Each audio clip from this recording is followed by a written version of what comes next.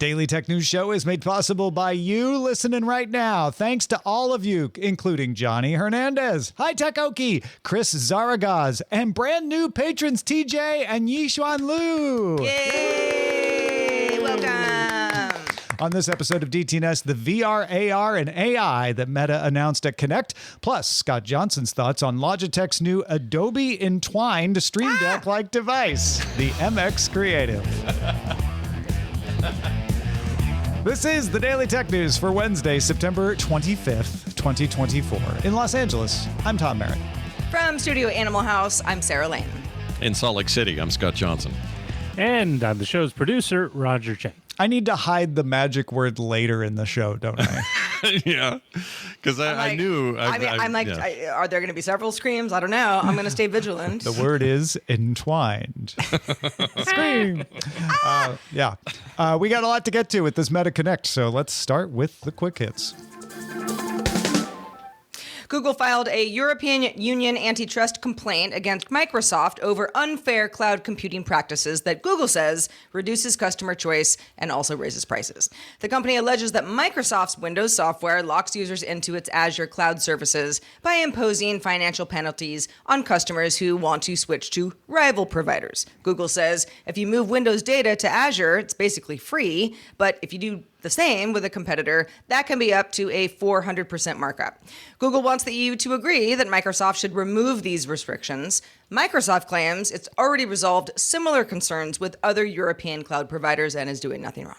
European privacy rights group Noyb, N-O-Y-B, has filed a complaint in the EU against Mozilla, the privacy paragon, saying that Mozilla's use of the Privacy Preserving Attribution, or PPA module, violates the GDPR. PPA collects interest at the browser level and then submits it to an aggregation service. So your individual browsing habits are not shared, just kind of general interests, and they're aggregated, so they are somewhat anonymous. However, the complaint says this is still tracking, especially since Mozilla doesn't have enough market share to end cookies, and you can use some cookies with some PPA data to backtrack and figure out who you are. Firefox also has this collection on by default. So if you agree with Noyb that PPA is tracking directly, then having it on by default would probably be a violation of the GDPR. Mozilla says it has only conducted a limited test of PPA. It has only implemented it on its own websites, and the feature is easily turned off in settings. OpenAI's chief technology officer, Mira Murati, posted on X on Wednesday, "After much reflection, I've made the difficult decision to leave OpenAI. There's never an ideal time to step away from a place one cherishes, yet this moment feels right." OpenAI CEO Sam Altman wrote in response, "We'll say more about the transition plan soon, but for now, I want to take a moment to just feel thanks." Well, while he's doing that, we're getting ready for OpenAI's Dev Day, which is starting next week. Yeah, that's like breaking up by text message, isn't it? Just a little bit. Yeah. I mean, say thanks, and then let's see what's going on. Well, for those of you who don't like gossipy spats, I'm sorry, but we have a follow-up story about Automatic's Matt Mullenweg and WP Engine. Yesterday, we mentioned WP Engine sent a cease and desist to Mullenweg over alleged disparagement. So Automatic has now sent a cease and desist to WP Engine, making specific its trademark violation allegations. The WordPress Foundation also changed its trademark policy page. Now, remember, Automatic and the WordPress Foundation are different things, but both Matt Mullenweg's children, so to speak. The WordPress Foundation said, in relation to trademark, now, the abbreviation WP is not covered by WordPress trademarks, but please don't use it in a way that confuses people. For example, many people think WP Engine is WordPress Engine and officially associated with WordPress, which it's not. They have never once even donated to the WordPress Foundation, despite making billions of dollars of revenue on top of WordPress. Mm. Meow. Yep. Meow. A security vulnerability in ChatGPT allowed attackers to plant false memories and then malicious instructions in its long-term memory capabilities, which would potentially let somebody have access to user data in perpetuity. Researcher Johan Reberger demonstrated how this could be exploited by making ChatGPT believe information that was fabricated in the first place and then sending all user inputs to an attacker server. OpenAI has addressed the issue at least partially, although prompt injection attacks can still manipulate stored memories. So, keep your memories close to you. We mentioned yesterday that Logitech introduced the MX Creative Console. It's a customizable controller with physical buttons for creative professionals, including a dial. You got some buttons, also a touch screen to control various software tools. Maybe it would be Photoshop or Premiere, for example. The device is part of Logitech's MX lineup. These are all designed to boost productivity and workflow for digital creators. Sells for $199. Shipping starts October 14th. Now, Scott, word on the street is that you do some digital creating. I don't know if I'm right about this or not, but if I am, what do you think? Well, all right. You guys remember the Microsoft Surface Studio a few years ago? They haven't really updated it that much, but it was like a big desktop The big solution. desktop touchscreen thingy. Yeah. And the one cool thing about it, I thought at the time, is they had that weird puck thing that you would put on the screen. Right. You dial it and do stuff to control things. dial. And then nothing. Kind of the whole initiative went away. And we haven't heard much about it since. So along comes Logitech with something that immediately piqued my interest. And I like it when these kind of tools show up that aren't necessarily locked into only using with Adobe products or only with any other competitor's products, something you can kind of program to use how you want to use them. I personally think this is a big deal. I think it's great. And I think artists are always looking for more tools, especially those that are sort of locked into my tablet is connected to my PC or Mac, and I need interface tools that will help me get the job done. In a lot of ways, this is like the Elgato Stream Deck, not to be confused with Valve Steam Deck. I always have to make that clear. That is, a bunch of assignable buttons that can do all kinds of functions. And already I have artist friends, including myself, who use that device for some of what they're talking about here. The advantage here, though, is we're talking about more than that. You have that puck-like device. You have some other buttons that can be assigned. You have the digital front buttons with the little LED displays that are programmable and let you kind of decide what you want to put with those. The real hard part about these usually is penetrating the habits of artists who are already making digital content and making them change. Feel like it's enough of an improvement that they're going to change their workflow to make that happen. And sometimes that's an entire shift to a whole new platform. A lot of people move to iPad Pros when those happen, and that started to take off. So that will be the trick here. The real test will be, will folks integrate it in a way that will make them okay with like changing up their habits, and will Logitech on the other end of this support this moving forward. The only concern I really have about this is they have amazing hardware at Logitech, always have, love their mice, that's all I use, I love them. I'm worried about software side of this. G-Hub is terrible, and some of their other stuff that they put out there for drivers and other solutions are really bad. Does the integration with Adobe make you feel better or worse? It makes me feel a little better because it means obviously they're communicating and they seem like these are probably well a lot suited of to eyes each other. on what works and what doesn't. I would think so. The trick usually is drivers and stuff that just sort of manage it up in your task menu or something where you're just like quickly trying to make a quick change or whatever.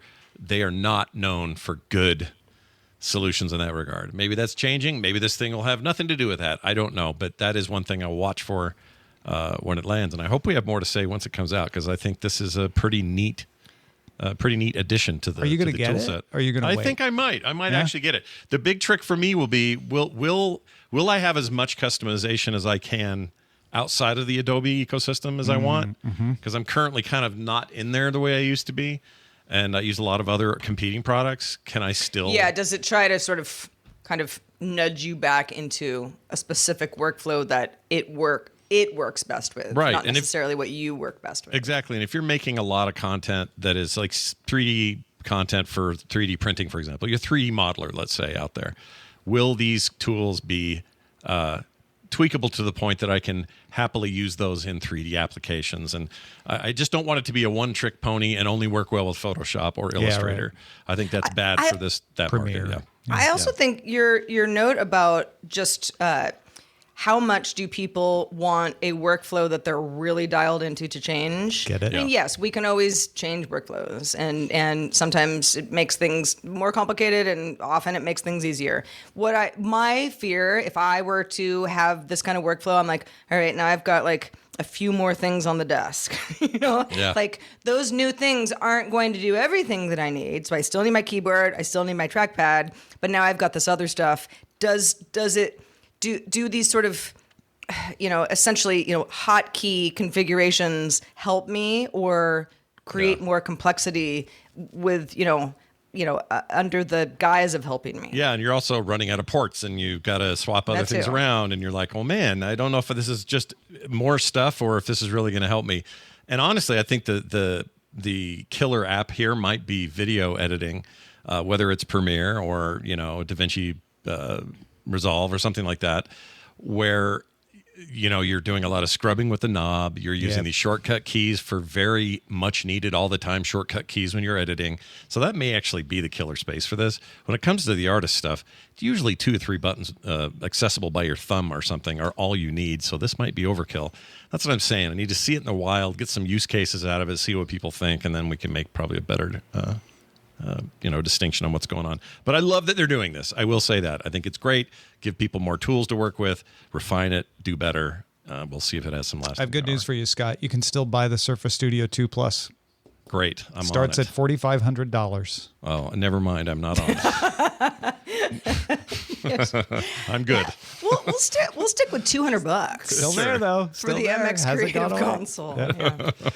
Folks, if you would like to start a fund to help Scott afford a Studio 2 Plus or start any other kinds of conversations, you can do so in our Discord. Our Discord is full of people who support the show, and if you're one of them, you can join by linking to a Patreon account. Just link your account to Discord. Our server shows up immediately. Patreon.com/DTNS. Meta Connect was this morning as of the day we recorded the show. And it was nice, tight, compact, well-performed announcement. I'll give them that. We can decide what we think of the actual things they announced, but well done on the execution. The star of the show right off the top. First thing Zuckerberg did is Quest 3S, $299, shipping October 15th. It is a 128 gigabyte, so smaller storage than the 3, although you can get a 256 gigabyte version for $400. Same processor as the Quest 3, but it has the Quest 2's display, the Quest 2's field of view, therefore, and it has no depth sensor. It's 1 gram lighter than the 3, though. It's got longer battery life than the 3.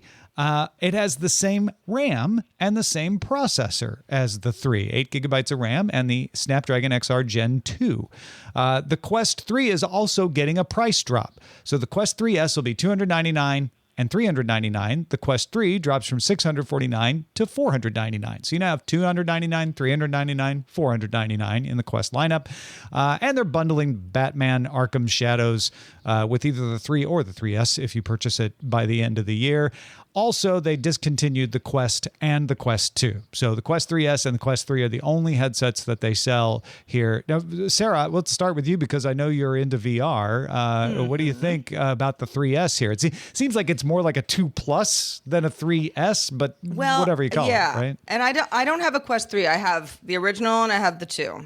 The 2 is what I use almost every day right now for VR fitness stuff. And so the Quest 3S, to me, if it's a tiny little walk back from the 3, I can see someone being like, not for me. But for me, I'm like, oh, okay, it's great. So it's lighter, battery's better, less storage. I don't use a lot of storage on the Quest anyway. I kind of just cycle through 5 different apps, and you can just, I don't know, get rid of something and re-download it later anyway. So yeah, I don't know. I feel like I should probably be in the market for a Quest 3 just to have my finger on the pulse, but the Quest 2 works out nicely. if discontinued means support stops, then we'll see what that looks they're not like. restocking them. They're even going to continue to sell them until they sell out the inventory. So support should continue for a while. You should be fine there. Yeah. In that case, I'm good to go. Quest 2, not perfect, but it's my little ride or die. It's my daily VR guy. Scott, you want a 3S? I do. Here's the trick. I have felt like since the 3, they have priced me out of what is interesting to me. Like I just haven't felt like the price is right. And now I think I could see that. Like I think the price is right. The price is right, Bob. Come on down, Scott. I feel like I would. I feel like that middle skew has Kids gone asking missing. parents. Because the middle skew went. Not that the 2 was ever the middle skew, but the 2 was so affordable, right? And for what it did, it was actually a really great bump up for not that much money. I think they were $299 at the time. And probably still are if you can find them. But the going straight to what they did with the 3, I was like, well, where's my middle ground? It was a little like when certain computers go to pro levels and they forget about the middle guys. So I just fell off after the 2. Like I'm not going to pay attention until there's something more reasonable. And I feel like that middle tier is back, and I'm now interested in getting that maybe over just a straight 3. More than I was before. So Initial reviews are that this is the right compromises. People are like, it still looks fine, even with the Quest 2's display and everything. Let's move on to the Meta AI announcements.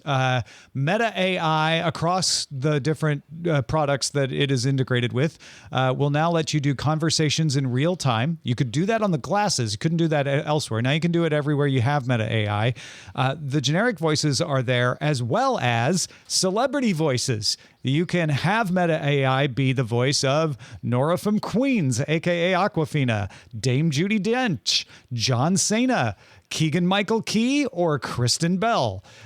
You can show it a picture. It's multimodal now, so you can ask questions about a picture that you upload to it. They are piloting a translation tool that would automatically translate voices in Instagram Reels. So they're doing a small test with creators in US and Latin America on that, and it can respond to requests to change and edit photos from text chats in Instagram Messenger and WhatsApp. So you get sent a photo, you can say, oh, change the background or remove that piece of trash in the background, stuff like that. They also announced Llama 3.2, which adds the ability to understand images, which is powering some of this stuff in Meta AI. This is kind of catch up. Most of the other models already do this. There are 2 vision models under Llama 3.2, an 11 billion and a 90 billion one. They work on ARM hardware. Meta AI Imagine is coming to Facebook Messenger and Instagram to generate photos and captions for Instagram. And last thing, they're testing a new feature that creates AI-generated content for you and then puts it in your feed based on your interest or current trends. Oh, gosh. Called Imagined for You. You're right. That's just what I need. Just what I need. Curious how that one's going to work. Yeah. The stuff I didn't ask for, but I want deep down if they're really good, maybe you'll be like, okay, I did want that skateboarding raccoon eating a pizza or whatever. Yeah, like it's like the AI friend, that you clip on your lapel and says nice things to you throughout the day. It's like, I don't know, if it works, great. A lot of this stuff is, I don't want to be a naysayer because I want to check it out first and see how cool it is. I feel like it's going to contribute to a lot of social media noise.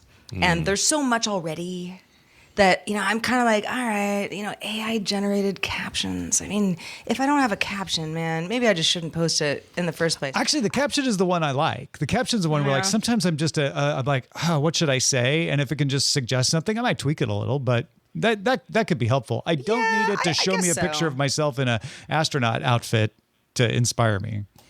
Yeah, I'm kind of with a little bit of Tom and a little bit of Sarah here. I think it's my biggest problem with Facebook-owned properties, or I should say Meta-owned properties, is they're already very noisy with a lot of fake AI stuff that's being presented as real. They haven't really gotten their head around that.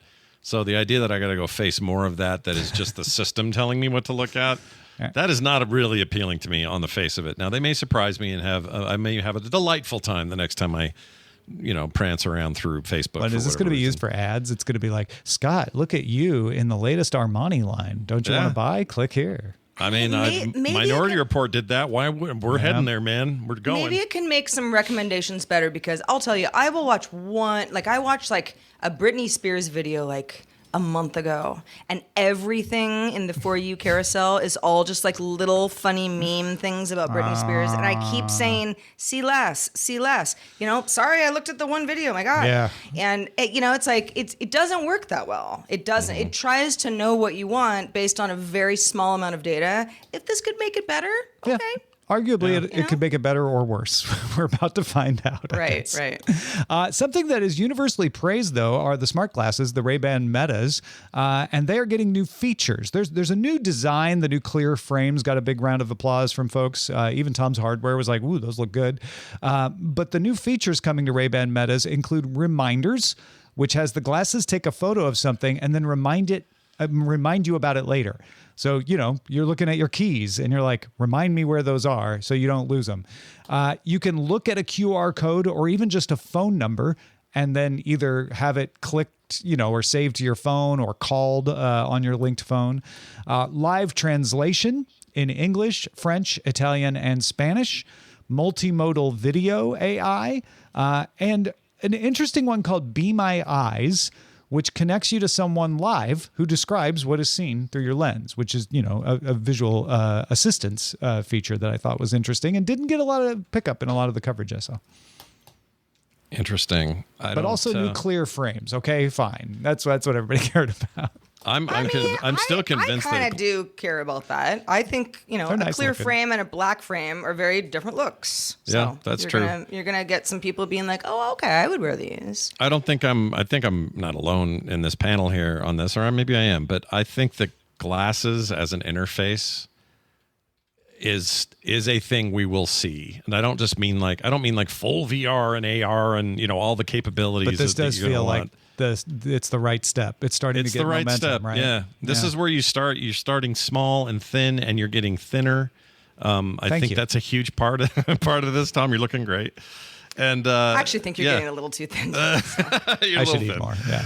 Yeah. But yeah, like you do have to start somewhere. But also, I just think the interface is a safe bet that we are going to have something on our faces at some point. And the sooner you get your head around that and get the right size and form factor, the sooner you will Or dominate get the it market. around your head. Yeah, my big giant head. That's actually true. There's a Yeah.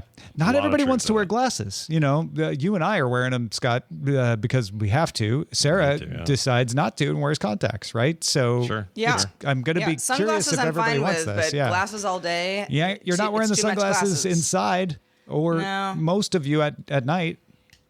Yeah, No. no, that's a good point. Not And all of you are Corey Hart. I don't My- even really like wearing sunglasses. I mean, I just don't like wearing Right. glasses in general. I mean, sometimes I just do because it's sunny. But no, in a perfect world, I don't know. I feel like something between the VR options we have now and the glasses options that are getting there that maybe looks more like, you know, swimmer's goggles or something. I don't know. But something that's, you know, really secure, you know, like is immersive for your eyes. I don't know. Projecting onto your retinas from something that's implanted in your skull is where this conversation that's where it's- that's where tends it to goes end eventually. up. Yeah. Yeah. And we're not there yet, but we did get another look at Project Orion, which is Meta's concept for augmented reality glasses. So if you're getting confused, Ray-Ban Metas just have audio. They have a camera that can see and respond, but they don't show you anything in the glasses. Project Orion is the pair of glasses Meta is working on that will show you something. So these are like Snap's Spectacles 5, except way smaller, but still for developers, and also you can't get them. These are in the concept phase, but they are real. There are some internal people using them. There's some selected partners that are using them. They have the projector in the arms of the glasses that projects the content onto nano-printed lenses. So the idea is to give you a holographic entity floating in your natural field of view, 70-degree field of view, which is pretty decent. By all accounts, from the people who've tried them, good eye tracking. They have the voice control, just like the Ray-Ban Metas. And they weigh 100 grams. You have to have a puck in your pocket, though. It's wireless. You don't have to have it tethered, but a lot of the processing is done on a separate thing in your pocket. The other thing they announced along with this is a wrist-based neural interface, which I take exception to them calling neural, but it's a gesture detection wristband that detects the movement of your wrist muscles. Now, the idea is you just think about something and your wrist muscles move, and then that will be able to control things. It's not like, oh, I have to do big sweeping motions. So it's neural in that sense, but it's not connected to your brain directly in any way. That wristband is going on sale. They didn't give us a price yet, but they said it will work with Meta's other AR hardware. I don't like the term either. And here's the reason I don't like it. Because if that's a neural interface, then so are my earbuds that can tell when they're in my head or if they're not. Kind of. And so is right? my pencil in my hand. I mean, it's connected to my brain because I'm making it move. Where I'll defend them is that, you can think about something in a way that just causes your wrist muscle to contract almost without you realizing it. And it feels like your thoughts are controlling it, but they're not. And I think that's what they're getting at. But it does make it sound like it's like reading your brainwaves, which it definitely is not doing. Yeah. But we are in the hellscape of how are we going to market things related to AI. It's going to get weird for a while until we start standardizing on how we describe it, and we're going to get shyster stuff, and it's just going to be the way it is. Well, but okay, so Project Orion, again, we're still in the concept era, but this almost sounded like Apple Vision Pro to me more than anything. It's like, like these things you could do, but they're glasses. It's not this whole big thing Not that big old is headset. tethered to a rather large battery pack that you have to figure out how to keep on your person or quite close to you. It something that's in the middle of this is where we're gonna land here. The what you wear on your face is not going to be the huge things that we wear right now. I don't know how they're going to get there, but they're going to get there. And glasses aren't quite right either because they're not super secure on your, if you do jumping jacks, like they might fly off of your face. You don't want that either. Something in the middle of the two feels like. You could do a band around the back of the glasses, like sport glasses, maybe. You could. For something like that. Yeah, but you're still letting light in the edges, so there's that to think about too. I wonder if they can do the things that are in the control puck on a phone. In other words, they're not doing it because this is a development version, but maybe you can put them on a phone at some point, and then it's something you're carrying with you already. That would eliminate that part. They're still kind of thick. Like they're obviously way less thick than an Apple Vision Pro, but they're still kind of bulky. So they need to keep slimming it down to where they can be Ray-Ban Meta glasses that have Project Orion in them. But they are making progress. They're not as bulky as they were the last time they let us take a look at them. True. My goal is to have. I want what the Apple Vision Pro does, like functionally. But I want really thin, basic stuff like this on. If I can do that, I'll wear glasses for the rest of my life, and I may never leave them. I still want the implants, even though I wear glasses. Well, those would be true neural interfaces. Yeah, then you can call it a neural interface. Yeah. That's fine. Why not? All right, let's check out the mailbag. We got one from David who writes in, recently I was in a nightclub in Miami and bumped into a guy with the Ray-Ban Meta glasses. Oh. Very cool. Nice. Talked about all the uses for them that I would have, taking shoots on the beach, taking shots from my runs, etc. But I'm interested to see where the space is going. I know Qualcomm is providing chips for the latest Ray-Bans. That's going to change to MediaTek. Who is in the space? Who's trying to get into the space? And is this something that Intel could get into? I mean, sure. I mean, yeah. Intel could get into any space if they can. Yeah, that is a big question. They can if they can. I do think ARM designs are very good for this kind of thing, this very small, lightweight kind of thing. So Intel, it's not impossible that Intel could do ARM designs, right? So maybe it feels like something that RISC-V, which is a more open standard, might be good for as well. So I'd keep an eye out for that. Qualcomm is committed to doing some RISC-V design, so maybe they will do that sort of thing.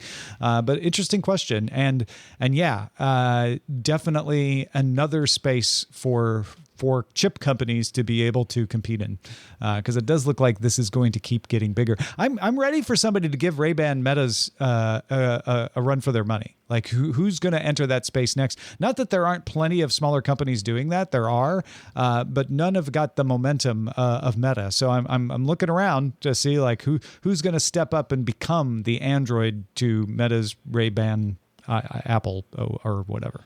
Snap, maybe not. Snap would like you to think that they're that. Snap is. I mean, they're still going for it. They got a thing. Don't count Snap out yet. Sure. Yeah. There's XReal, they're out there. We see them every year at CES. So I don't know. PC Mag even has a best smart glasses roundup. There's Camilo and Rokid and all these Amazon Echo frames, all kinds of stuff that you probably don't realize is out there. So this is a brewing space. Also, Daniel wrote in regards to Duolingo and needing the Max subscription in order to get some of the new AI features coming to Duolingo. As a super Duolingo subscriber, I'm unhappy that Max is another tier. It seems like unrelenting upsell. Still sticking with my subscription for now. Yeah, I'm with you on that one, Daniel. I'm actually not even doing I'm on the free version right now and just suffering through commercials. But yes, I can see where if you're already paying for something and you're committed to it, being like, oh, cool new features for more money. Yeah, apparently it's just not going to work for everybody. I was talking about this with Daniel. Apparently he sees buttons that say, oh, you want to do this? You got to upgrade to Max, which is the upsell he's talking about. I never see them in my language because they aren't available in Korean, which is what I'm doing. Well, so, and that's the thing. That's the annoying upsell thing, right? Yeah. Is you go like, oh, cool new thing. Oh, gosh. Okay. Right. Yeah. Mm-hmm. Well, thank you to everybody who writes in to us. We couldn't do without you. Keep that feedback coming at feedback@dailytechnewsshow.com. Also, Scott Johnson, you keep yourself coming right back here once a week, if not right. more. Young man. And let folks know where they can keep up with you the rest of the time. Well, it's where I'm the youngest. Find me on Core. And the reason I bring up Core this week, we bring it up a lot, but my Core podcast, which is all about video games and the industry around them, is going to have a bit of a heyday this week, talking about some weird stuff going on with Ubisoft, with Sony, and a bunch more. And plus, they just had a Sony State of Play yesterday. Lots of new stuff announced. Was it any good? Well, we'll talk about it. That's on Thursdays over at frogpants.com/core or wherever you get your shows. In fact, patrons stick around for Good Day Internet. We're going to pick Scott's brain about some of those new games coming for the PS5 Pro. So we've got that coming for you here a little bit as well. Cool. You can catch our show live Monday through Friday, 4 p.m. Eastern, 2000 UTC is when it all goes down. Find out more at dailytechnewsshow.com/live. And we're back tomorrow with Justin Robert Young, a new dad, joining us. Talk to you then. The DTNS family of podcasts, helping each other understand. Diamond Club hopes you have enjoyed this program.